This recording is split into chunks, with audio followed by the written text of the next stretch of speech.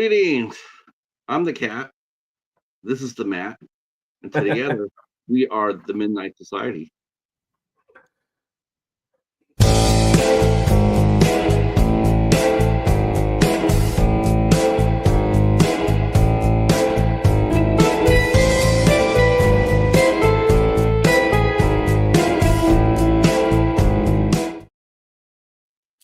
I recognize that guy.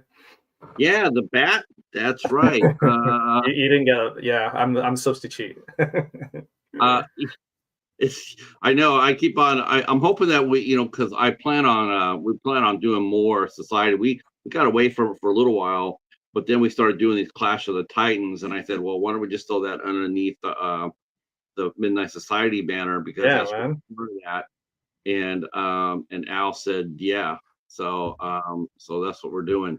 So I've already had a battle with. We already talked about. We talked about two really fun movies: The 13th Warrior and The Last of the Mohicans.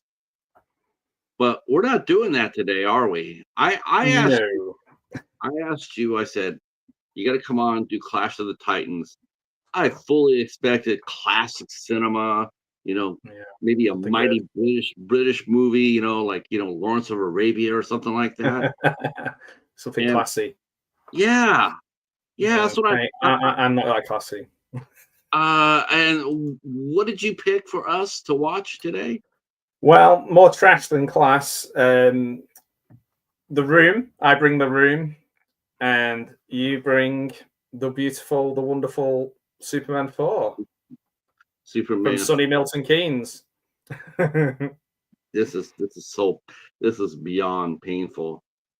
And Kal-El Daly's already messaged me earlier on to say, that this would have been a great film if it wasn't for the fact the budget was cut so much. So we've already got some lovers of the film of this Superman. Kal-El has no taste when it comes down to Superman. I just think sometimes he just does it to be contrary.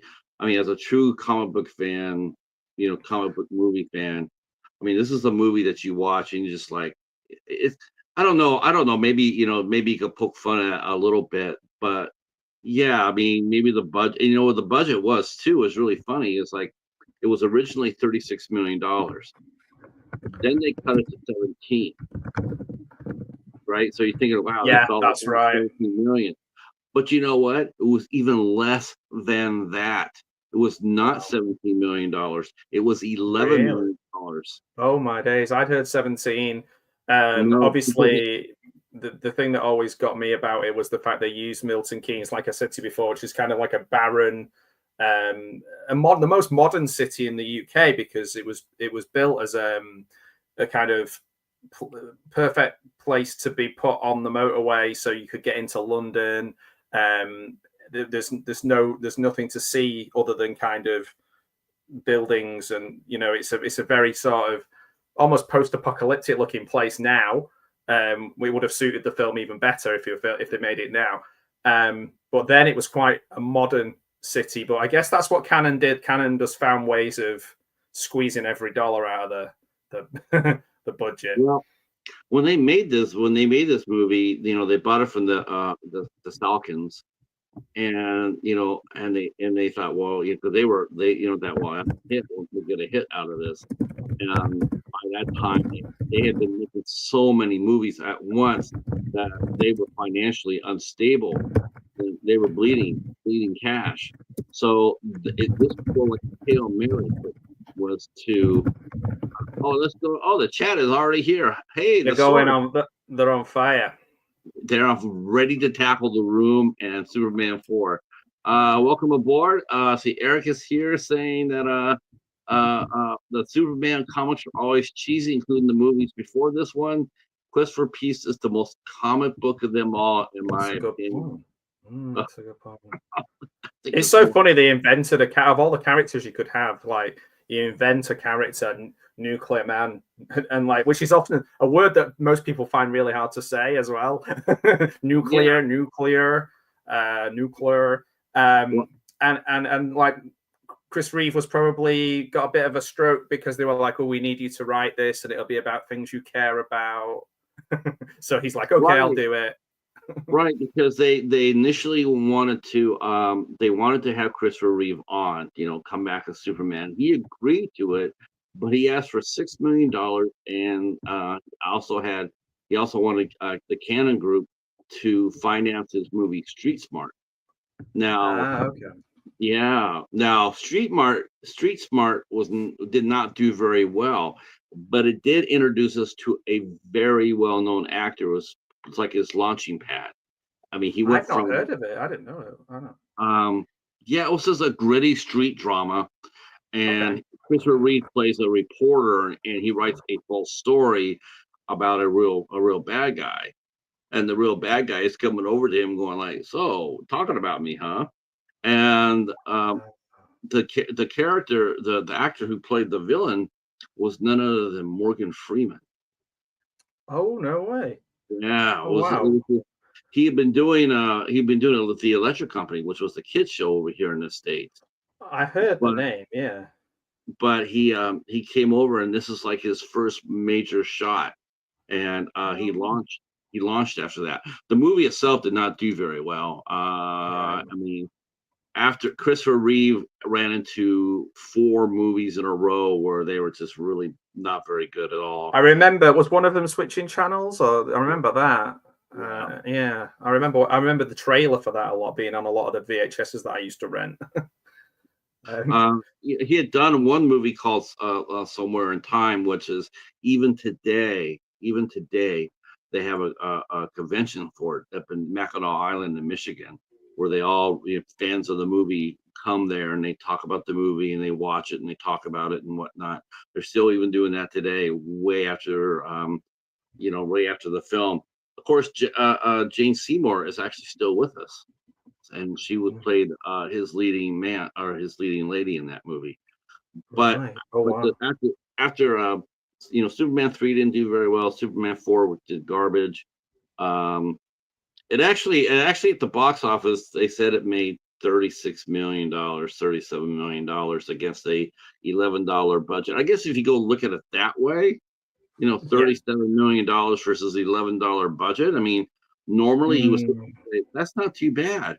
If I it had suppose. been I like a suppose it depends on how much in terms of like promotional. I mean, I don't know what Canon were doing then, because it's not like they were. They're not like Marvel or someone like that now, where the machine is so big promotional wise that you've got to make so much more money to even break even.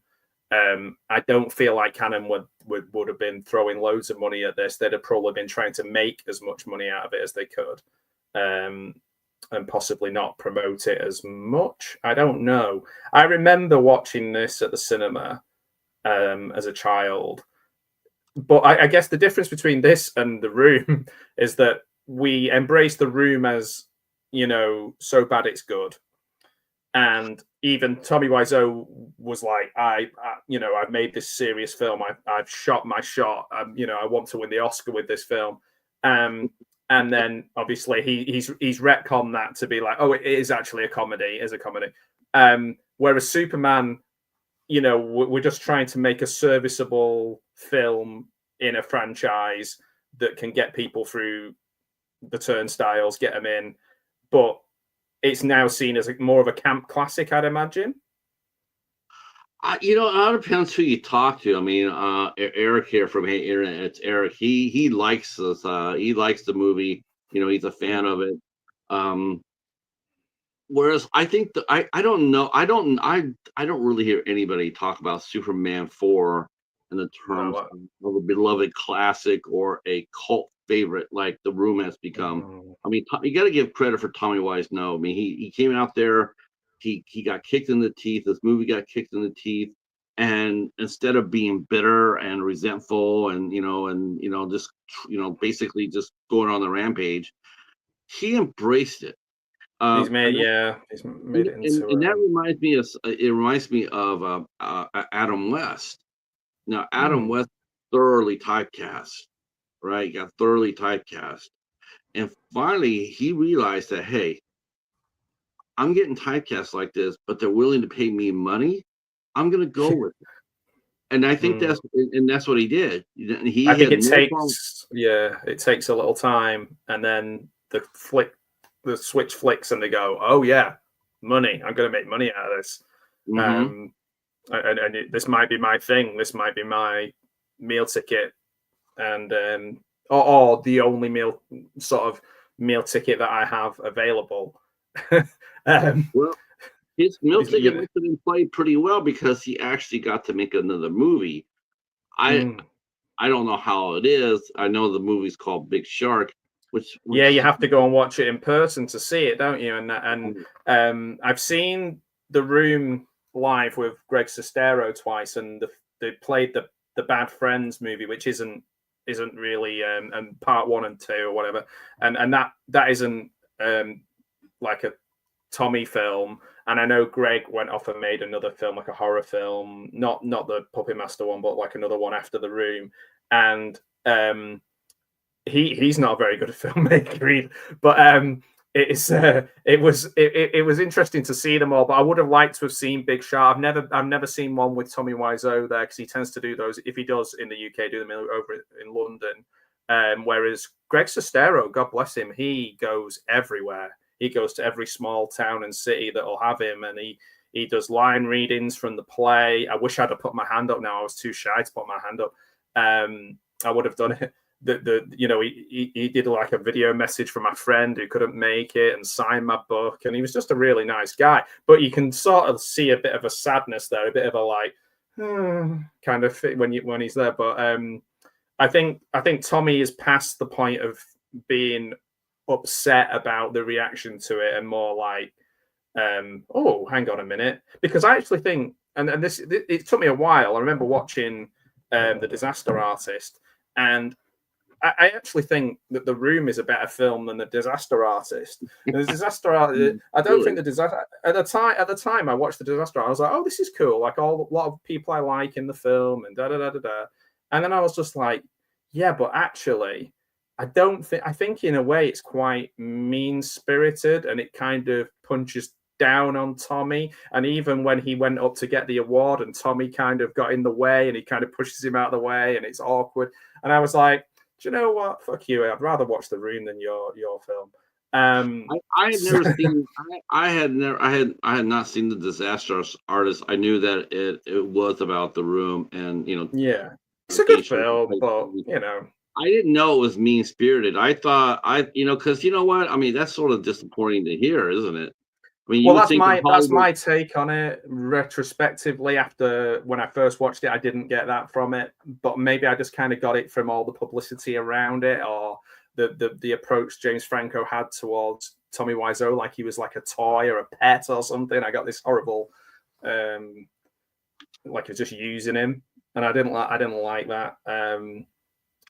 He shot his shot. He tried to make a great film. He just didn't have any of the skill, ability, or like anything that to make it. But he made that film, and he threw a lot of money at it, and he hoped for the best. So Sure. it must have been hard for him to kind of accept that it was a film that people laugh at. I think now he's totally fine with it. I couldn't even imagine opening night, being Tommy and Greg and being there and being hopeful, about their film. I mean, Yeah. could you imagine how terrible that was? I mean, they come Well, in there, yeah. Oh. Yeah.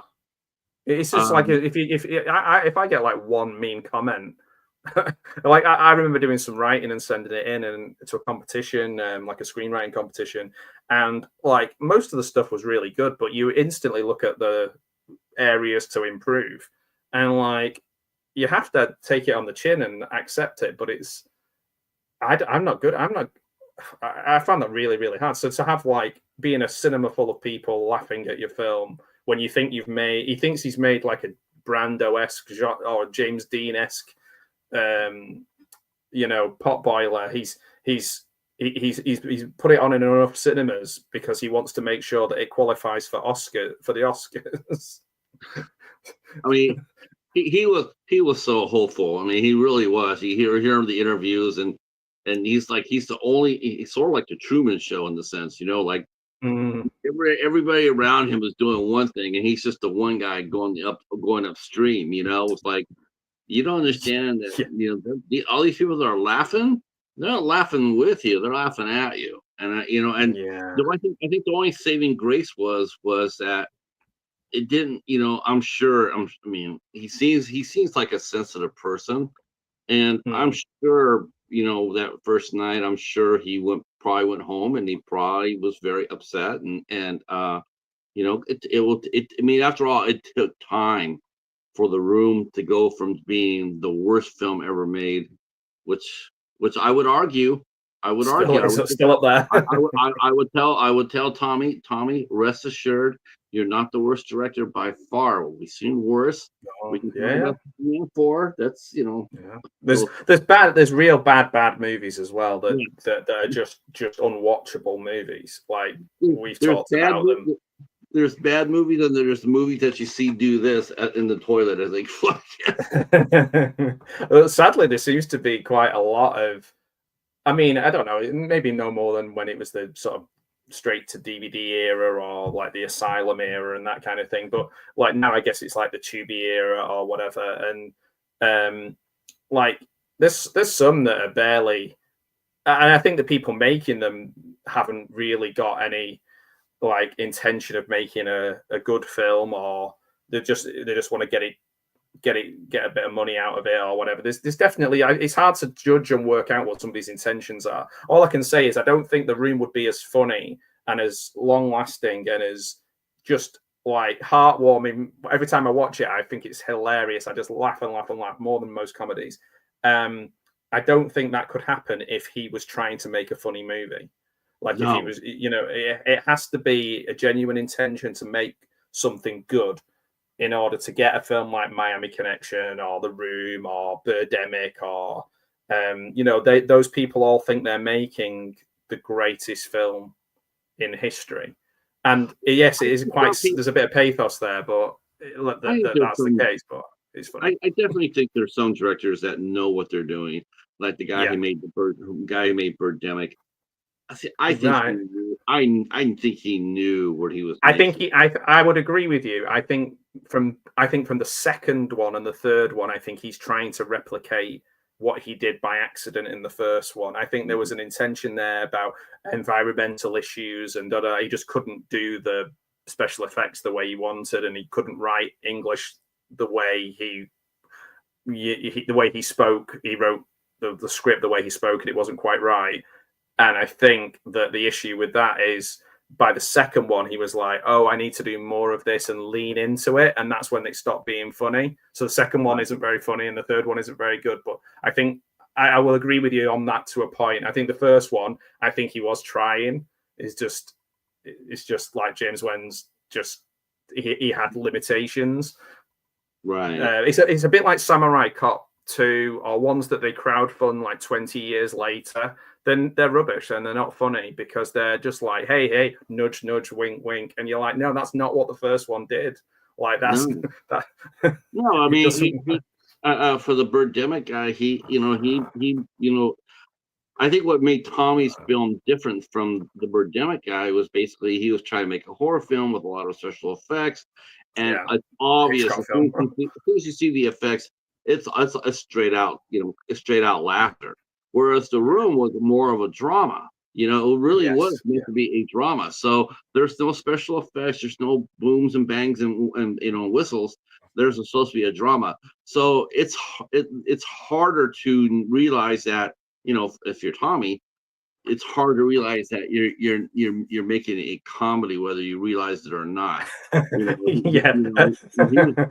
He thought he was doing a drama, whereas Yeah. the guy who did Birdemic, he had to know. Like as soon as he saw the dailies and he sees how god Bad. awful that movie looked, they had to know that once you release this, it was just going to get clowned on. Whereas Tommy did not. And No, that's what no, it's makes a it a bit more little of a bit more shock. tragic, a little bit more tragic is Yes. the fact that he did not realize that because I don't think he had an editor. I don't think he had an executive producer. I don't know what he had. but I do He know had a what he lot of did. people who left. In reading the book, there's a lot of people who did things and then fell out with him and left. And the problem, I think, there's a particular period of time. It's funny we're talking about Birdemic, where people had some technology but didn't really know how to use it. So they start using, like for example, he uses that green screen for the rooftop when you don't need to use a green screen for a rooftop because you can just have a rooftop and there's no need for it. But he does it and it looks just off. And it's a bit like that with Birdemic. It's like the technology isn't quite there yet in big budget films. So it's definitely not there in these smaller ones with people who are just learning it. And also in the case of like some of them, they're like English isn't the first language. There's a bit of a disconnect there. Some of the actors are not the best you can get. They are kind of actively feeling awkward with him and the way that they're directed, like those sex scenes and things like that. There's just so much. I like he shot on 2 cameras. He shot on a HD camera and then he shot on like a film camera on the same at the same time for no reason. Now, did Tommy? I'm gonna go to the chat real quick here. The budget bala master, Professor Macabro in the house. Says the room is lightning in a bottle. Some people have wanted to make something, didn't quite know how, came out bad, but turned out to be, Montoless memento, huge. Okay, Such a word, yeah, big. yeah, I don't know, massive, massively Yeah. hilarious. Now here's the difference. Here's the big difference. You got a guy who really didn't know what he was doing. Crew that just, there's no money. The crew just, he didn't know how to run a set. He was earnest. He tried. He has excuses. He has excuses. He wasn't experienced. I mean, I can give the guy a break. I can give Tommy a break. I cannot do the same for Superman 4 because that movie was made by professionals, people who knew what they were doing. Sidney Fury, that guy was a fine director. He made Iron Eagle. So yeah. Would you just say it was a bad movie then, not a good bad movie? There's not like it's not a good bad movie. There's not like a camp element that you can laugh at. No, it's not campy. Because if they would have winked at the audience, but they couldn't, they didn't because Christopher Reeve had a lot going on this because he wanted to write the story. He wanted to control the story. He had a story to tell about nuclear weapons. He wanted to do that. He got paid $6 million. They ain't gonna be right. They ain't gonna be making a campy movie when you're paying your main star $6 million. I mean, this film, it did one thing I will remember. It made me cry when I watched it as a kid. So, I mean, 1987, so I'd have been 8. So, it did make me cry because when he's completely getting absolutely battered, and he looks really down and out, that's like the weakest I'd ever seen Superman look. And like, there was a moment there where I was just like, oh man, this is it for Superman, Well, to tell you the truth, it made me cry too. It made me cry too. It made me cry because I was watching it. But you were 8, I guess. I'm sitting over here. I'm just sitting over going like, oh my God, this is just, why? Why did he pick bad movies? Why did I pick this one? There was another movie I could have picked, and I almost did, but I went with this one. I'm sitting there crying like, why did I do this? Well, because it's an experience that everybody should have. To any and all comic book wannabes or slappies who always complain about the different movies and how bad they are, I just really want to sit there and say, listen, you really need to watch this as a benchmark. So like when you get it in there, and watching James Gunn's Superman, you're sitting there going like, oh, that's some bullshit. Let's go review bomb it. Think about what you had. I mean, gave you. I mean, I don't like James Gunn's his superhero movies. I don't. Okay. But there's just no way in hell. I mean, even though he screwed up the Guardians of the Galaxy, there's still no way in hell that he can't mess up Superman to this extent. Interesting. I find that really interesting because, like, in a way, I would probably rather watch Superman 4 than the sort of the very bland, forgettable period of Marvel films, like, say, Ant-Man, Quantumania, and all that kind of 4 or 5 in a row that I can't even hardly remember the names of. Like, because nothing happens, there's nothing memorable. Like, I'd rather have memorably bad than nothing, if that makes sense. I don't know. That's just me, though. No, you know what, I rather not have anything than something really bad of a subject that I really like. I love Yeah. superhero movies. I love superhero movies. Well, I do. Um, Yeah. I mean, obviously, I do like. I do think like. I think this new Superman's going to be just. I think it's going to be great. I imagine people because I love. I think the first Guardians of the Galaxy is one of my favorite superhero films. I think he'll do a great job. I think it'll be fine. Um, it was there was a weird period with the Zack Snyder things where it was almost like the less you could get hold of the certain versions of it, the no, more people I will wanted to see it. But they were I will very say I will long. say this, Matt. I will say that there have been some moments in some superhero movies, some moments, that have come out like no one can blame J.J. Abrams for for Superman versus Batman, or the Justice League. Nobody can blame Justice him. League. I mean, he got put in an incredibly difficult position. That movie is dog meat. And so Superman versus Batman, quite honestly. Both those Yeah, I don't movies. mind. I'm in the minority. I don't mind Superman versus Batman. I quite like that. I think that comes together better than how it was people treated it at the time. I think the Justice League one, like you say, is a bit of a dog's dinner because of the two different sort of visions and getting Well, neither. no, I Um, don't. I don't think it was the two different visions. It was Abrams had to come in to pick up for Zack because Zack Snyder's daughter killed herself, and I so he remember. left. And then they turn on. And they go like, "You got to come in and save this movie," and he's got to come Yeah, in cold. He's got to yeah, come in cold. two I very mean, different filmmakers as well. Like one is a very like kind of likes things quite a hopeful filmmaker, and the other one's sort of almost overtly like quote unquote edgy. And it's a weird thing to have somebody making that and then someone come in and have to kind of work with something that isn't really in their wheelhouse. Um, I quite liked yeah, like I said, I quite like Superman versus Batman. I thought that was good, even though I know a lot of people didn't. That's fine, but yeah, I think that just for the best thing I've really enjoyed DC wise for I quite like the first couple of series of the Flash. I thought that was really good. yeah. And then they made the Flash movie, and it was just terrible. And it was like, Oh, well, they needed to have got Grant Gustin involved in that somehow, and that would have made it a little bit more watchable for me. I agree. Um, I agree with that. I totally and agree with that. what what a waste We, of Michael Keaton as well. uh, Waste. I definitely think that DC. I mean, it's very much been snake bit. If you think about it, it has been snake bit. It was snake bit from.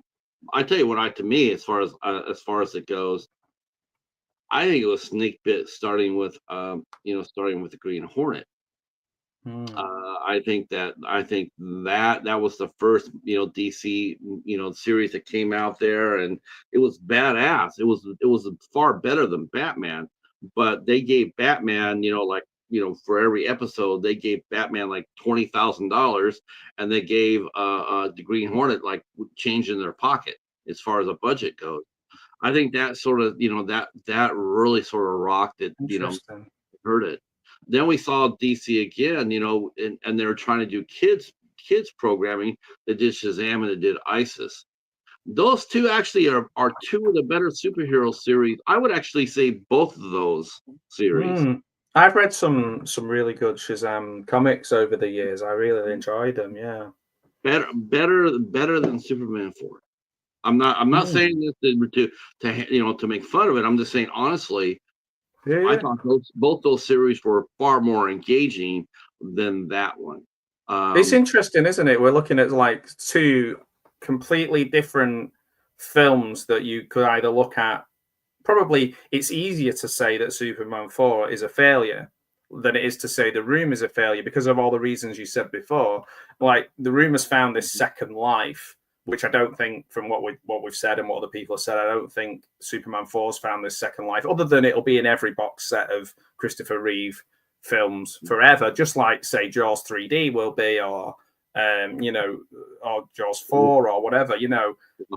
I actually really like Jaws 2, and that's another one where people will often say it's just write it off and say it's a failure. So I'm always really mindful of saying, well, actually, number one, have you watched it? Because it's a really way mouth I film. have no one. I happen to think that I happen to think Jaws 2 is I like it better than Jaws 1. Oh wow, cool. I think if Jaws 1 had held to the book, yeah. Mm, But the book, I yeah. mean, once you read the book, and it changed the dynamic of the story tremendously. Yeah, It it's really does. fascinating. I read it. This is really weird. It was when I was a little kid, the doctors used to sell books in them, and they were selling Jaws for 20p. And I don't think I was too young, and I don't think my mum would have let me buy this book. So I just kind of sneaked up and paid the lady, like the receptionist, and kept it in my pocket, and was just reading Jaws in the doctor's surgery while I was waiting to be seen by the doctor. So I vividly remember seeing Peter Benchley and reading it all and loving it. And I think I read the book before I saw the film. Um, and it, it's mind blowing, really. I think the story of the whole thing, the myth of it all and everything is just fascinating. I love the idea that Peter Benchley went and really studied sharks afterwards and conservation and changing people's minds on sharks. And, there's a comedian, I can't remember who his name. Oh, Anthony Jeselnik, and he was doing this thing about how something like for every million or hundreds of thousands of shark attacks, there's like sorry for not sure, there's like a million shark to one human death, and like we should really be rooting for the sharks. Yes.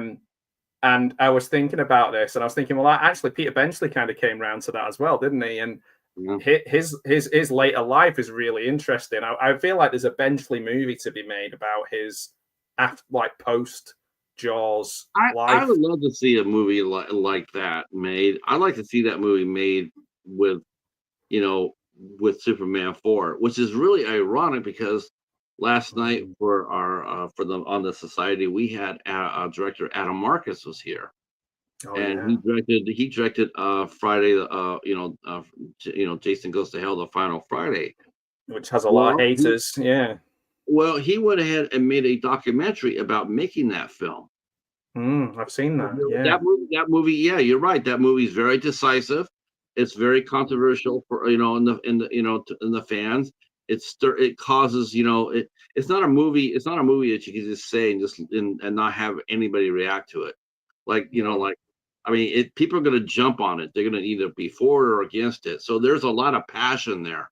Well, There's a not a friend. lot of there's not a lot of passion for Superman 4. I can tell you that. Uh, No, you're right. With the it's an interesting comparison because that Friday the 13th film, a friend of mine who's a writer, and he's written some pretty successful horror films, and we were chatting about that Friday the 13th series, and that's his favorite. And he was saying that most people he knows who are writers really like that direction that they took with it. yeah. And like there's a lot of people maybe 10 years, maybe like in their 30s now, who are like maybe sort of younger than me, who are coming to it and are also writing films, who are like, oh, this is a really interesting take on the Friday the 13th. Like, if you like the formula and you like to perfect the formula, and that's what makes a good slasher, then I guess most people will, like me, will probably say that the fourth one is their favorite. And if you want to look at it just as a standalone, the best standalone, then probably the first one. I've got a lot of love for the second one. And then I've also, if you're looking for really silly, over the top ridiculousness, then Jason X is a lot of fun. I love Jason X. In fact, where is he? Here's my Jason X figure here. Um, Nice, nice. I he's a good one. He's a goodie. But yeah, it's interesting, like how people come to it at different times in their life. How films that people used to hate, they have this second life, or a different group of people, they suddenly become cool. I know Nightmare on Elm Street 2 is now seen as being very cool, and like the sort of the sort of the gay community absolutely love it and took it to their hearts, and I watched it and just thought, it took 2 or 3 watches and I was like, oh, this is a much better film and a much deeper film than I originally thought. So yeah, it's discovering or rediscovering is another thing to take into account when we say, is something a bad movie? Like, and it goes back to the beginning when you were saying, I don't think anybody is saying, oh, Superman 4, we misjudged it. It might be a good movie to be made in the making of it, and like, yeah, maybe, you know, having Brandon Routh play Christopher Reeve or something in it, that'd be great. I mean, I felt, you know, it's funny, you know, in reading about the film, it's like, man, it's sort of like Christopher Reeve was really different by this time. You know, when he first did Superman, you know, it was a big break, and you know, it was a big break, and he you know, he's excited, but you know, I think it started to wilt it for him on Superman 3. Superman 3 was just a straight out just a cash grab. You know, stunt casting. They went ahead and they you know, they made Richard Pryor into the movie, which he had no business doing. When Not Superman really. 4, no, just other than being a star. Yeah. When Superman 4 came out, afterwards, if you go ahead and talk to, you know, if you know, people talk to Christopher Reeve, including the book that he wrote, he disowned the movie. He flat out disowned it. He said, "This is the worst thing." And not only did he disown it, but he recognized that it crippled his career, and he really hated it. He hated the movie, and the filming of the movie. You know, when they turn around and said, "Yeah, we're going to cut the budget from 36 million down to 11." You know, I mean, I'm sure, you know, here he is. He's stuck. He can't get out of it. He's in a contract. Yes, he's got a little bit of the story, a story into it, but he knows, and everybody, you know, and they're fighting on the set. I mean, he even squabbled with Margot Kidder, and Gene Hackman and Sidney Furie, the director. They didn't get along. It was a very tense set. It was a very my money's on Margot Kidder to win that fight. He's like, Christopher Reeve's like a well-to-do, you know, intelligent Harvard chap, and I think Margot Kidder's a bit more scrappy. I think she would have beat the crap out of him. See, the professor says here, I grew up watching some debatably shitty movies, so maybe I developed a Stockholm syndrome with bad movies, and I love them. Well, then this is the movie for these are the movies for you. See, to me, a bad movie is something that is boring as watching paint dry, or actively boring is bad. Yeah. Well, it is boring. Yeah, they're my bad movies. Yeah, not good bad, but bad. I'm sitting there, and the music starts coming on, and within 15 seconds, you know, when they start scrolling, you knew that you were in for a shitstorm. The effects already 15 seconds into the movie were stuff that you expect to see on a kids show. Yeah, there's definitely some reused bits as well, isn't there? Oh, stock footage. They used Sidney Furie used camera tricks. There's a scene where the Great Wall of China is destroyed, and what he did, because they didn't have any money, what he did was he all he did was play the camera backwards. So it showed Christopher, it showed Superman basically putting it back, you know, before it was just, you know, that's what they had to do. John Cryer, who ironically ended up playing Lex Luthor in the Arrowverse. He played Lex Luthor's cousin or nephew. Lenny. Oh, Lenny, yeah. And he said that the movie Superman 4 was an incomplete movie. It was not. the original cut was 2 hours and 30 minutes. They wouldn't cut it. Canon wanted the movie cut to 90 minutes because they thought they had such a hit on their hands that they wanted to be able to run the movie in theaters and for multiple showings. The more showings, the better the income was. So they cut it down. And so there's a lot of scenes in there that are disjointed, plot holes. I mean, it's just a god awful mess. Wow. I mean, and the guy who plays Nuclear Man has the best name, real life name ever. I mean, Mark Pillow is an amazing name. I just love Mark, and he doesn't get to say a word. He's dubbed by Gene Hackman, but just Mark Pillow on his own is just chef's kiss for a name, Mark Pillow. Yeah, not you gotta feel sorry for Mark Pillow because I didn't realize this till I was on Instagram that he does conventions. And cool. and I'm like, okay, that's great. You know, it's like, wow, full costume, please. It's like, okay, great. He went on to have a career. I didn't know that, and you're right. But then you go ahead and then you look at his credits, and there is no credits. There's one credit. The only movie that he ever did was Superman 4. Oh, wow. And now he's been leaning into that ever since. I'm Nuclear Man. It's like, hey man, do you know what?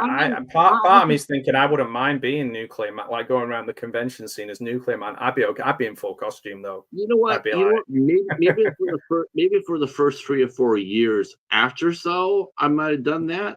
But today, well, even today you get more because people forget. And the people forget that it's a bad movie. They'll just be like, "Hey, it's Nuclear Man," or they'll think you're Radioactive Man from The Simpsons.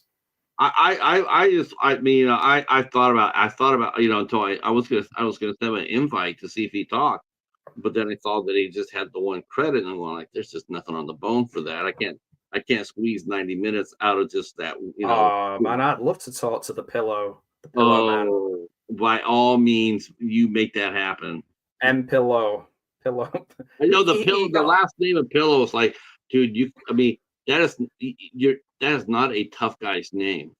He might finally get me like a brand sponsorship for YouTube. I could have like some sort of pillow thing, or even like Temper mattresses, and something, and just kind of link those together. I'm sure he'd be, from what I understand from all the fans that they say they met him, has met him, and he seems to be like a really cool dude.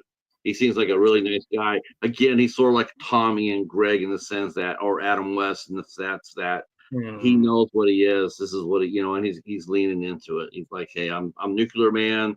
I broke my foot to make this movie. I get it, and he goes to different conventions and he has a good time, and so be it. I mean, it'd be hats off to him. It's just a shame. I'd love to meet him. I'd love to meet him, or do you know who else? John Mickle-Thor. I'd like to meet John Mickle-Thor. That would be awesome. Is he from who's he? So he's like he's in that film with Adam West. So he's in a lot of the rock and roll based heavy metal. He looks like Thor. I always forget, but I've seen him in so many films, but I never remember the names of them, which is not a good sign. He's in one. I think he's in one with Alice Cooper. So let me see. Rock and Roll Nightmare. He does music mainly. Zombie Nightmare.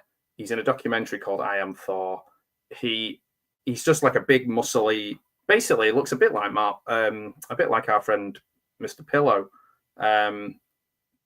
It's just that kind of character. Just made me think of him, and I was like, oh yeah, I'd like to see John Mickle-Thor as well. I think anybody who's been in a Mystery Science Theater film that's like an 80s Mystery Science Theater film, I want to see them in a convention.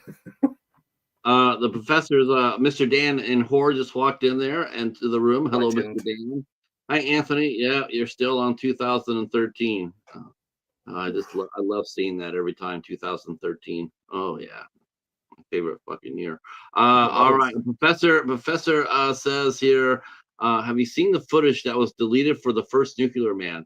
Okay, so I was talking about this earlier, Professor, but I got this deluxe edition of Superman 4, and on it has all the all the deleted scenes, the commentary, and all that. Guess what? It's not on this disc. It's not on the disc. It's just one movie, basic movie showing the trailer. They couldn't even put the special features that there was. Release the Fury cuts. That's how that shit. Ain't nobody ain't. You know what? Pretty soon we'll probably get that hashtagged. Oh, release the Christopher Reeve cut, maybe. You'd get more people would watch it if we called it the Christopher Reeve cut. Yeah, I mean, the fact that he disowned it, he walked away from it. His family are not going to be like, yeah, let's go for this. Yeah, it's 45 minutes worth of extra Nuclear Man stuff. How long is the room? I heard the room was initially like hours and hours long. How long is the movie? Well, the actual finished cut, I don't think is massive long. I think it's like an hour and 30. Yeah, an hour 39. So, but bearing in mind he filmed on film and on digital, and then tried to splice it all together. So there is apparently loads of extra stuff, but I've never seen any of it. And I imagine Tommy won't ever show it. I don't think he has that kind of level of self-awareness where he'd show outtakes or different cuts of it and things like that. I was thinking about like what makes it so, like, what makes me love it so much, and I guess the fact I was able to dive into the lore and read Greg Sestero's book and watch it lots of times and watch different people talk about it. But like, I think it's the fact that from scene to scene, there's at least one line in it that always makes me laugh.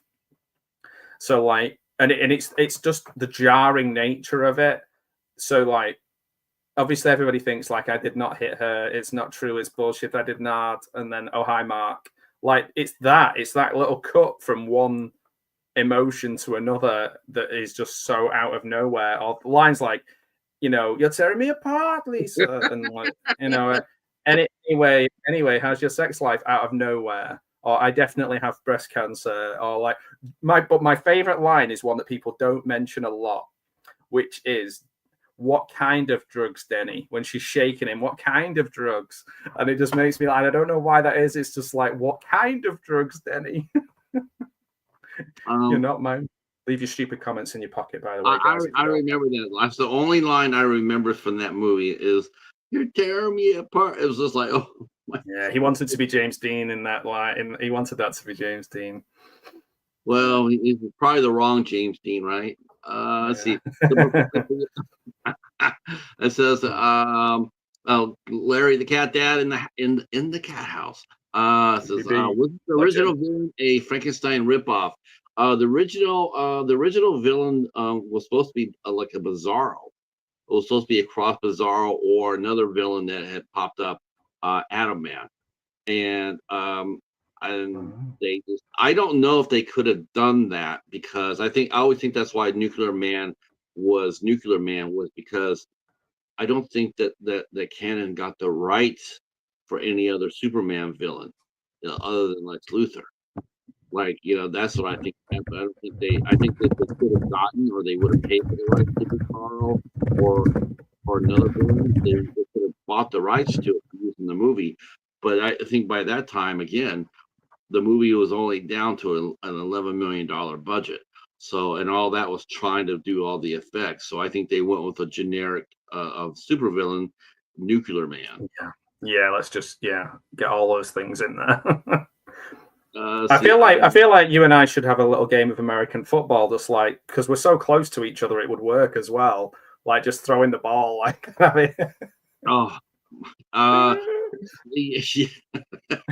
professor says the scene in the flower shop makes not a lot of lick of sense. That is not how humans have a conversation. Yeah, there's a rumor there that Tommy isn't like from another country; he's from another planet, and he's assimilating. Yeah, like just kind of. He's like if ChatGPT was a person. He's like. Oh my gosh! Have you seen some of those AI channels here on YouTube? They're already doing that now. Well, I made a little spoof of one. I made one called AI Cop. I made a little trailer called AI Cop. This is basically a spoof of RoboCop, but if it was like powered by AI. But there's these ones in there where they try and make it seem like it's a real film or like a real sequel, and then you click on it and it's like just bonkers. Yeah. Right. Well, it's interesting. You mentioned you just mentioned RoboCop, and that is the movie that Superman 4 was battling in this weekend. Wow. RoboCop opened number 1, and Superman That, opened number 2 or number 4. that's mind bending. If you think of how that still stands up now, the effects and the writing and the acting and everything, the way it looks just Right. looks like it was made yesterday. And then you've got, like you say, Superman flying backwards. Yeah. Mr. Dan What a says Tommy story. Wiseau, Tommy Wiseau should have played Nuclear Man. You're tearing me apart, Superman. That was the film that everybody wants to see. Give us an AI Cop, Matt. Yeah, recalculating. That's the catchphrase. That's recalculating. That's my the catchphrase that's sweeping all 100 people that watched it. Mike is coming in here. One of the masters of the Z movie. I mean, believe me, if he knows shite, it's gonna be Mike's gonna know it. If it's shite, Mike's gonna know it. I like you saying that. I like you saying that word. It makes me feel at home. Thank you. He does here. 100%. The Room is way worse than Superman 4. I challenge you on that. Trust me, I challenge you on that. This, like again. I mean, you had an absolutely rookie filmmaker versus experienced crew. Yeah, and maybe just kind of $1 million. Yeah. I mean, no, there's just no content. It's basically if it was a real clash of like boxing, like a boxing match, they would be in 2 different weight divisions. You know, and that's the issue. That's what it is. We're comparing apples and lasagna. Right. When do you expect to lose because he didn't really know what he was doing? It's like, okay. I mean, again, it's like first time. I mean, not very many first time directors. Like okay. So some directors get it right. Someone like Adam Marcus, he came out there, his first film, hits it out of the park, right? That happens. But for every 20 directors, that happens maybe like twice. First time out, you hit a home run. Most of the time, they don't do very well because they're still learning their craft. And if you do, sorry, go ahead. To me, what makes Superman 4 so disappointing is that Sidney Furie was not a hack director. He actually he actually directed some really good films. Little Foss, Big Halsey, the Iron Eagle, the Jazz Singer, which is the Energy classic horror film. He did The Taking of Beverly Hills, which is a very cool action film, underrated, with Ken Wall, but it's a fun action film. Do you think it's just the canon intervention that scuppered him? I think he was because he wasn't Cannon's first choice to direct the film. I mean, they actually approached Richard Donner again. Right. They approached him saying, "Would you like to do it?" And he's going like, "No, I don't think so." He's like, "You're not getting dick." No, I've already been fired once. I don't need to be fired twice. And then there's a couple of other directors that they approached and they said, "Would you like to direct it?" And they said no. And so basically they went to Sidney Furie, and he was a very studied director. If you look at the work that he did, he was he was I guess you would call like a journeyman. But he always delivered his movies under budget on time. Yeah, and that's that they were obviously trying to get somebody who would just deliver a serviceable movie. But even those people, if they don't know what they're working with, it's really difficult to piece that together, isn't it? And like to make a Superman movie that looks as good as the other Superman movies, you're going to have the certain tools in the toolbox, otherwise it's just going to fail. So sometimes you feel like certain directors are set up to fail in certain situations. It's weird how now what would they do? This seems to be the thing for superhero films is they get an art house director who's done like one arty film that people love, and then have them make a film that has none of the hallmarks of the film that made them like known to them. So like The Eternals is a good example. So she makes a great film about like the homeless community that's almost like cinema verite and very real, very real. And then it's like, okay, so don't do any of that. Off you go and make this big space opera. That's a major mistake too. I agree with you. There's a lot of first time directors. There's a lot of first time directors that'll come out there, hit the ball out of the park. The one I remember like that, the one I felt sorry for, who hit a home run the first time out was Josh Trank.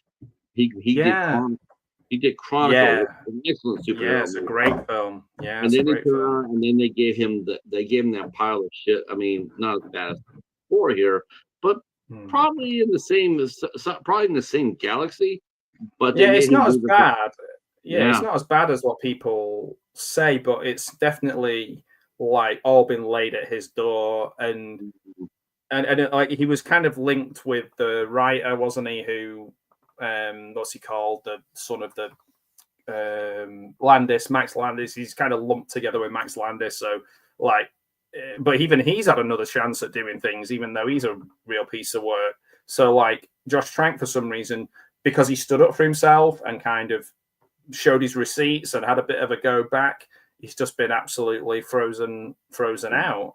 And that's a good film. Chronicle is a really, really good film with a great cast, really well written, great idea, and really well executed. So he didn't become a bad director overnight. It's just the situation, like you were saying about Fury, in a way.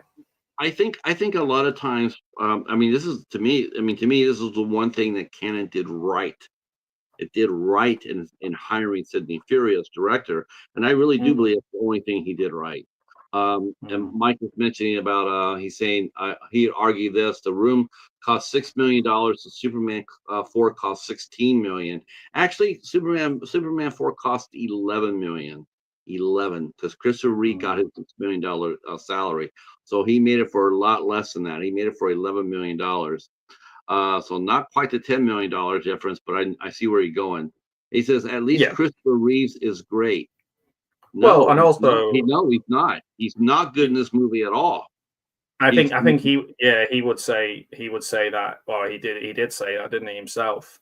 But I guess the other thing is you've got one director who can make a film, and one who is maybe, I don't know, he's just very deluded person who's managed to get a lot of money together. But I don't want to feel kind of sorry for Tommy Wiseau, because somehow he's created a masterpiece. Like in my eyes, like it's a masterpiece of like in the same way as people will say Citizen Kane are bad movies. I think that's kind of right, because not many people will say Citizen Kane is their favorite movie, but they'll all appreciate that it's a great movie, and it is. I like Citizen Kane. I think it's a great movie, but it's not like I watch it regularly. And I think a lot of people did think it was the great movie. It was their favorite, but that audience aged out as it got older. Then the people that appreciate it, they aged out, and then the people coming behind.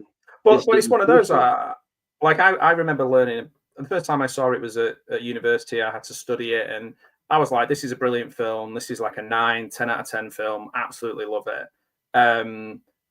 And it's one of those films where maybe you appreciate it more as a film and as an example of what you can do, and filmmaking and writing and everything. In the same way, and this is going to sound bonkers, but like The Room does all of the things that I want to see in a bad movie. So the line readings are terrible, the direction is insane, but the story makes no sense. The editing is all over the place. But what I will say is, because he spent money on the equipment and used the right equipment, but it's a bit like giving it to like it's like giving like the best typewriters to a load of monkeys and just like tapping the fingers on it. Like it looks good. You can see what's happening and everything. So unlike a lot of bad movies, which are really hard to watch, as because of the visibility of the very, very low budget and grainy, and you can't really see them. With The Room, you get the advantage of it being a really poor movie, but it looks, you can see everything really well. So it's like a good entry film. Like Citizen Kane is a great film when you're learning about film, and like it's a great film to see, like an entry into learning about film. I think The Room is an entryway into learning about like bad, good movies. Like once you've seen that, what not to do, right? I mean, yeah, like it, yeah, or even like once you've seen one and you've kind of, or you've sat through a screening, and I know everybody has different feelings about the people throwing spoons and shouting out lines and things at the thing, but like once you've kind of got that, I think there is a level of, and I would say this because it's like I'm patting myself on the back, but it's like there's a level of intelligence for people who really appreciate good bad movies because they know what they're laughing at, and it's like it is really, like Professor Macabre was saying, they're really entertaining, and it engages a part of your brain that other films don't, because it's really hard to write a comedy, and there's not a lot of great comedies being made anymore. There just isn't. I would love to take that attitude with Superman 4. I really would. I'd love to have. I'd love that, to be able to sit here and say it's so laughable, it's lovable, it's, but I can't, because it's just a god awfully made picture. Canon was just known for being supremely cheap. I mean, they were just run just like, I mean, it was, everybody talks about the Asylum movies. Everybody talks about, like some of the other, I would say A24, but I might get mad at people. Might get mad at me, but you know what I'm saying, right? So Bloomhouse or something like that, or people get upset about about, they know when they see a movie coming from those places, they immediately put up the shield, like I'm no, just no, right? But Canon can't. I mean, they did so much. It's too fast. They just would have like slowed everything down, right? They would have slowed everything down, and just take realize what they had. It's like, wow. I wonder if they even ever watched the first two Superman movies. It makes me wonder if they ever watch it. The reason why I can't get behind if people like watching The Room and embracing it, I can't do that with Superman, because he's not a character to be made fun of. To me, he's not. No. There's a lot of love for that character. Like I said, I did cry when he was getting beaten up in this, because I had all that emotional attachment to the character from the first three. I was of the generation where it was really hard to get comic books into the UK. You had to get the ones that had like a little import sticker on them and stuff. But the first couple of comics I ever read were Superman comics, and I was just like, this is like maybe 83, 84. And then obviously I'd seen the films. So doesn't matter how bad this film is, when you see Christopher Reeve getting beaten up and looking down and out, it hits you, makes you sad. So I know what you mean. It's like, it's a shame that you can't look at the film and go, it's a good film as well. It's just not. It's just a character that we care about. You're right. I mean, I tell you the truth. I cried during the first Superman. The first Superman I saw in the theater, I cried. When he thought Lois was dead, and then that scene where he jumps into the, he flies away and he screams. Man, even today, that resonates. He's a great actor, and there was a real chemistry. There was a real opposites attract kind of thing with him and Lois, and it worked for me as a kid who wasn't interested in romance and things like that, and it still grabbed me. I don't think anyone's given Superman the humanity that Christopher Reeve has. That's what I think Henry Cavill lacked. And I think Brandon Routh was closer, actually. I'm probably in the minority where I actually prefer him to Henry Cavill. I like Henry Cavill as an actor. I think he's good as a stoic person, and maybe you have to be a stoic character in a Zack Snyder film. But I don't know. I think Henry got really walloped, and one because he came out and when the first Justice, I mean, you go back there to watch the Justice League with Abrams cut. Man, oh man, the way they edited that movie made Superman look like the most stupidest guy on the planet. That is just, the editing was so poor. And then they went ahead and then they got him to come up there and face off against Black Adam. Again, we're talking about the curse of DC. That's another example of the curse of DC. You're taking a you're taking Superman, who shouldn't be in the scene. He shouldn't be there. It's not his Scott. It should have been Shazam, but DC, they fucked that up too. So here they are. They go ahead and take Henry. They put him in there and go like, hey, come in there. Is it Henry or Harry? Harry. I can't remember. Oh man, I okay. So I'm going to call him Henry. So I mean, he put Henry in a bad spot. I mean, I thought he did fine. Henry. Sorry, Henry Cavill. Yeah, sorry, yeah, Henry. So I mean, I thought Man of Steel was excellent. Man of Steel was perfect in a lot. That's his best one. He's just capable of. He's capable of so much, isn't he? Because like you see him in that mission. I'm not a massive fan of the Mission Impossible series, but he was really cool in that fight scene with Tom Cruise, and like he had probably arguably more star power in that than he has as in anything else. And when you see him, he's quite personable. When you see him in interviews and stuff, he just wasn't allowed to kind of show that side of the character. Maybe they were just playing it a different character. But for me, Superman will always be. There's an awkwardness there sometimes under the surface that if he didn't have the superpowers, he wouldn't be like a major hit with the ladies, and he wouldn't be super stoic. He's that farm boy who's out of place in the big city, and like Christopher Reeve had that, and Brandon Routh has that. From what I've seen, I believe that they managed to do a good job with that on Smallville. I don't think I've ever watched the full episode, but Tom Welling did a really nice job. I was, I was mentioning something. I was thinking about what Mike was saying about Christopher Reeve. There's one thing I noticed right off the bat with Superman 4, and that was Christopher Reeve. I mean, compared to the first two movies, he lost a lot of weight. He comes across when you see him, he's skinny. I mean, he's really skinny. I mean, like when when he lifted, he wanted to look the part. And so before Superman, he hit the gym and he worked out. And when you see him, and he, because he didn't want padding in the suit, he says, "The hell with that." And he worked out really, really hard, and he looked great in 1 and 2. This movie here, I don't know if it was the stress of the shooting, maybe because he'd done some other films or what have you, but he looked painfully skinny.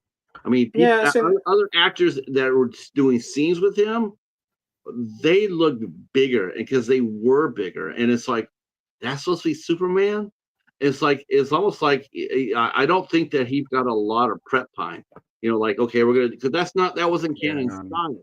Canon style was they sold the rights to everybody, and then just rushed it in there. It's not, like they often made trailers and things way before there was anything to kind of make a trailer for, and I know that I guess that it's not like these days either, where you have somebody intensely working with a trainer before the thing. It felt like it was a bit more of a choice of the actor what they look like than these days it feels like a bit of a machine. Like you see people going through these incredible transformations to be in a superhero film, and you're just like, wow, that's taken you months, like possibly a year to get like that, which is crazy.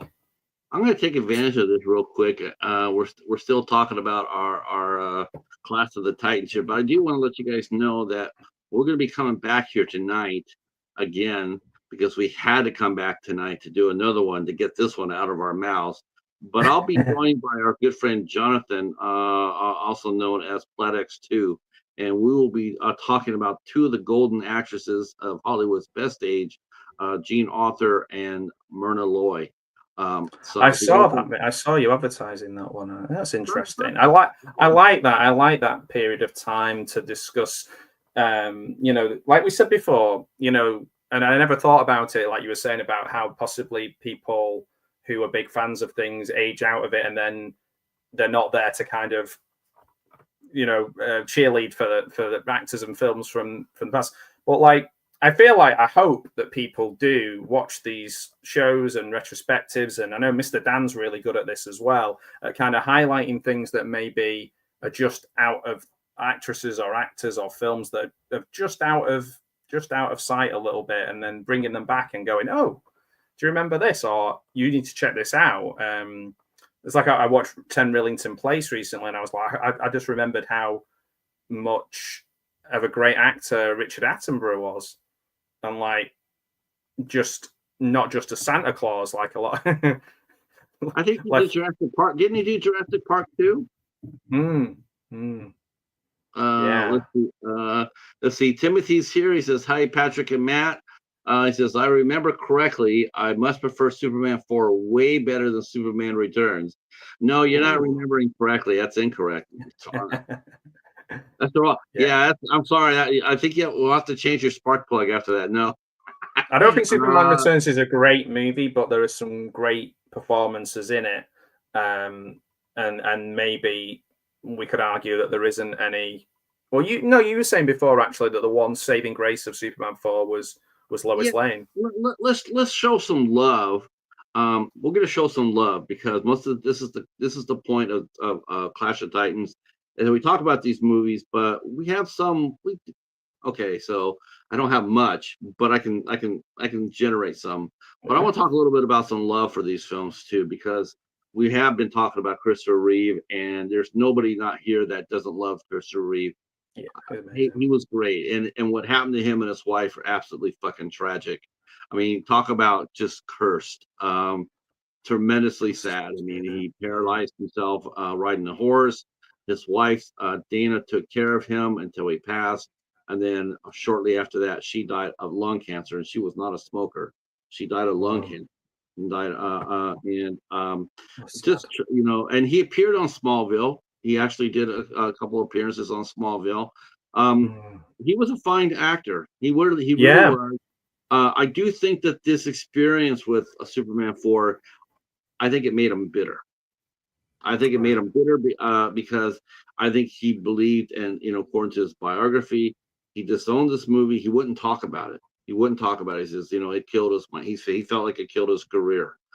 We talked earlier about how the next 3 movies that he did after Superman 4, they all tanked, including the one that Canon, gave him, like finance for him. Yeah, and he's a fine actor outside of Superman as well. Even after the accident, and when he did his version of Rear Window, the TV movie version, he was really good in that, which is incredible to think he was struggling so much when he made it.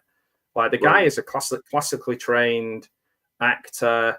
I believe his roommate was Robin Williams, and they were like ran lines together. I want to see the documentary, but I just think it'd be too sad. I try and steer away from, but I know his family. I think his son has maybe made a documentary about him, and I really wanted to see it, but then again, I know it'll make me cry, and I try and avoid things that make me cry.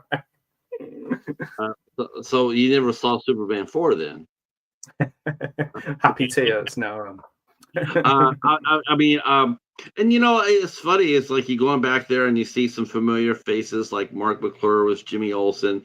He was the only actor in the franchise that appeared in all 4 movies plus Supergirl. He was the only one that appeared. Oh, of course, yeah, that was good.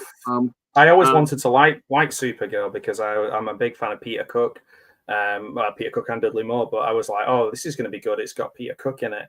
And then I remember watching it as a kid and just being like, nothing. I had nothing for Supergirl. Yeah, I like the cast. I mean, I thought that Faye Dunaway and Brenda Vaccaro. I mean, the cast is what a pair of chewing the scenery. Yes. I was like, wow, okay, that's sort of fun. I think they sort of overpowered Helen Slater because she wasn't that experienced, and I do think that she was sort of overpowered by that. But that movie's still fun. I still like Supergirl. I think, and Helen Slater went on to have an excellent career in directing. She's a very well-known director, and has done a lot of good stuff. And so, Brenda Vaccaro's still with us, and so is Faye Dunaway. So I mean, they're still putting great, they're still working hard. As far as I know, I didn't mind Supergirl. I know a lot of people hated that movie worse than they did Superman 4, but I I'm not. didn't hate it, but yeah, it just kind of sent, as a kid, it sent me to sleep. Maybe I need to watch it again. The only thing that it was, and again, it's like some of these movies, and sometimes, sometimes it's like it's really a problem is when a movie comes out. And we always talk about how effects look dated, right? Like, yeah, okay, but back then when it was released, it was cutting edge. No, it wasn't. It No, was well, we right just back compared RoboCop, didn't we, to yeah, RoboCop to Superman for the same year. I mean, uh, that's a really great documentary. The which I was really surprised because it was so long. I thought this is not going to keep my attention, but the 3 or 4 part documentary about RoboCop that came out, the crowdfunded one, it's brilliant. It's free on Amazon at the moment, but it just shows you the level of detail that they went to making that film. It's so creatively realized in such a wonderful way. Yeah, but like you say, that's the same year as Superman 4. So that's bonkers, really. I never really thought of it that way. um, uh, I'm gonna give some room to the room, to show some love for that. I gotta tell you, I'm curious to watch it. I truly am. I mean, I got the Disaster Artist. I have that. I hadn't gotten to it yet. I've been sort of waiting to see the room beforehand, but I Yes. sort of like to Yeah. see it. I'd like to see the room just to see, exactly, how. I know that the acting is going to be really poor. I get that. To me, it's just like he was earnest, and I guess I can't fault that because I've seen a lot of directors. I've talked to a lot of directors, seen a lot of movies where the director wasn't as passionate as Tommy was. I mean, it's one thing. Yeah, that's It's true. one thing that you can say with Tommy Wiseau is he was passionate. Not Yeah. necessarily he was good, but he was passionate. He really tried to do his best. His I guess to me, I guess the only thing that wrong that he did was that he didn't listen to anybody, from what I understand. That's it. I mean, even though I've seen the films that Greg Sestero has made and things, like he wasn't going to make it immeasurably better. But in a way, I'm glad he didn't listen to anybody else because we would have got like a 2 out of 5-star film that everybody would have forgot if it was changed or in any way. But I don't know. Tommy's just so unique a performer that there'll never be anyone like him. And I think that the films that I really love that are like best worst movies, I smile all the way through them, and there's not much more you can ask for when you're watching a movie to just be sat there with a smile on your face. So like Miami Connection, and often it's because things that are happening are completely jarring with either what they were trying to do or what they're saying, and the thing that's happening is completely different. And Miami Connection is a good example of that. I guess I'm not a massive Birdemic fan, but I know he made another one later on called Replicas, which is really hard to get hold of, which is really funny. I mean, I don't know. There's a whole market for people who love Mystery Science Theater, riff tracks, cinematic Titanic, anything like that. Elvira. These are the things I grew up with, and it's impossible for me to look at a movie. It's sort of Those sad are the things. it's sort of sad that you can't do those series anymore, like Rift Tracks or Mystery Science Yeah. 3000, because part of the fun of watching those was seeing the movies that they were ripping and then going out and finding them. And now Yes, you it's really done a can't lot do of. it. Yeah, so a good example of that is I interviewed a guy called Thomas Smith who made a film called Demon Squad, and he was in one of the more recent seasons of Mystery Science Theater, and he's been embraced by the whole Mystery Science Theater community. They all help fund his films. In fact, they're making Demon Squad 2. They've nearly finished it now. I think they finished it.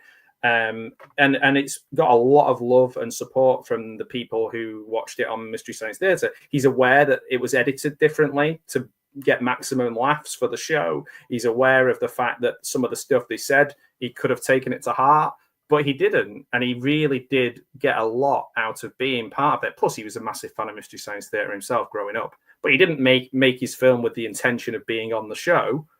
And actually, he didn't even get a say. It was his the people who own the rights to the film. They messaged him and said, "Oh, by the way, you're going to be on the new season of Mystery Science Theater." So I suppose my point is that there's a lot of good to be done from people watching your films, ironically, because people end up loving them unironically. I think I love The Room unironically. I mean, that's what Vinegar Syndrome are doing for pretty much all the time now. They're releasing films like, with loads of extras that you would never expect to see. So yeah, it's funny how things have kind of turned around. And there's Best of the Worst on Red Letter Media. They do a lot of that. People really enjoy digging into those films, and it brings people together watching a bad movie with a friend. I know earlier this year, I'm not sure if he's still here or not. I know earlier this year, Mike had he left us an ominous warning saying that he wanted to get together with 12 of us and for a bad movie sort of segment. And I was dreading that, going like, okay, is he gonna pick is he picking the bad movie, or do we get to pick our own bad movie? I don't. Right. So far, he can get married. He went over to Japan, and so far we've been spared. But like, how I feel going to bed every night thinking to myself, I wonder if he's done it yet. I wonder if he's got the. But don't laugh, because your ass is going to make it too, because he said you, me, and Ryan, and now I don't know who the other 9 people were, but he said that. So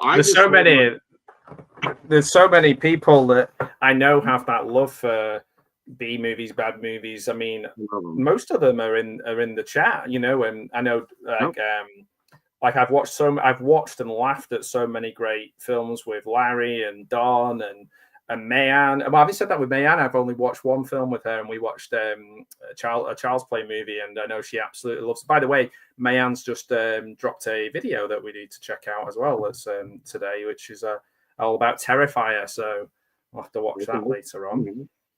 Speaking of that, let's go ahead and segue into our ending here, and that is, what is going on with your channel? What do you got coming up for next couple of weeks? Next couple of weeks? Well, a lot of stuff with Alucard. We've done a thing for the last couple of years where we watch, or we subject each other to watching the worst things we can find on the internet. Not like disgusting or bad, but funny bad. Similar to what we've discussed today. And those will be released periodically over the next few weeks. I've got, for some reason, I'm doing a watch party of a film called Summer Holiday from 1964 with Cliff Richard. Not with Cliff Richard, he's in the film. It's with Gareth and Video Tasties. He's chose this film that I would probably say, I hate Cliff Richard, and I really, really don't like the film Summer Holiday. I don't even know if I can remember watching it. So I can't wait to watch this with Gareth and see what happens. But yeah, those are the biggies really coming. Oh, this Friday, I'm watching Hitman Heart Wrestling with Shadows with Alucard. The Bat has been busy. I see. Yes, busy boy.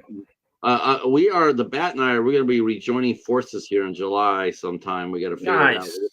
We're going to go ahead and we're going to bring the Nat into the party too. But the cat, cool. She's lovely. I want to do a triple header Clash of Titans. So I'm going to try to set that up for July. Going to try to bring back the Midnight Society a little bit more. Not just do Clash of the Titans, of course, we do other things as well. Working with Al's a lot of fun. Yeah, he's a legend. He's very inventive. Well, of course, for us, we're going to be doing the Clash of the Titans later on tonight. If I'm awake, I'll be watching it live. I'm glad too, because I've been, as soon as I started doing this, I'm trying to think of people who I could talk to, like who wants to come ahead and do this. And I just remember me and John were always talk about Gene Arthur and Myrna Loy, and we're just huge fans, and so that's really what it is. We want to just talk up our favorites because they're great. They're both great, and so we're going to be doing that tonight. That's awesome. That makes me Well, think that next time you and I do something like this, we should do something from the 50s or 60s, I think. I will be up for that. I will be up for that. In fact, we had Adam Marcus help us pick out our next movie on Dollar Theater. We're going to be talking about Carousel, I believe, Oh, from wow. from Oh, and 1950. is that a box set with Oklahoma as well? Yeah, and State Fair. Oh, Oklahoma. That was one of my auntie's favorite films, Oklahoma. So we're gonna be being entertained sorely. I like reviewing the older films too, right, man? I mean, you know, like you said, you said it really well. You know, it's nice to go back there and bring back classics like that and bring them back into the spotlight because you know they said that the average young person today they look at movies 15 up to 15 years or 15 years older. They look at them as older films, classic films. And they won't watch them. They don't really watch them too much because because it's not new. I It's think crazy. It's crazy to discount them. You watch something like On the Waterfront, you're not going to see a better directed, acted film ever. So, like, if the only thing stopping you is it's in black and white, then you're crazy in the coconut. right, right. I'm trying to do more of that myself. I know that Al does a great job as far Oh, as he does the silence as well. Yeah.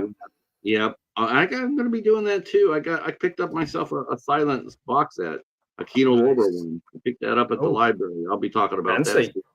Yeah. Fancy. The rest of the week here, on Thursday the 26th, we'll be talking to the band Prison City Brigade on the 26th at 8 o'clock, and then next Saturday at 4 p.m. we'll be talking with the cast of the brand new western, The Wide West. Joe Cornette, Alexander Nevsky, three-time Mr. Universe to you, and the lovely Just like Tatiana. me. Full time. Yeah, they'll be here on Saturday at 4 p.m. We'll be talking westerns. Hopefully, you guys can make it up for that. Listen, this has been an absolute blast. I want to thank the chat. Thank you. Outstanding. If you want to be part of Clash of the Titans, just let me know. Send me a message on my right now. Send me a message on Facebook. Tell me if you want to be a part of it. We will get together. We'll make it happen. I really like doing this. This is a lot of fun. And you get to pick out the movie too. That's the good thing about it is that whoever wants to do Clash of the Titans, you pick out the movie and the movie you want to cover, and then I will find something suitable, or you Al will find something suitable and talk about it. All right, that is it for us. Matt, you stay there for a second, and to the chat, we're going to go ahead and say goodnight, and we'll see you later, or hopefully later on tonight at 8 o'clock for Clash of the Titans. Gene Arthur and Myrna Loy. Peace. Bye. Bye.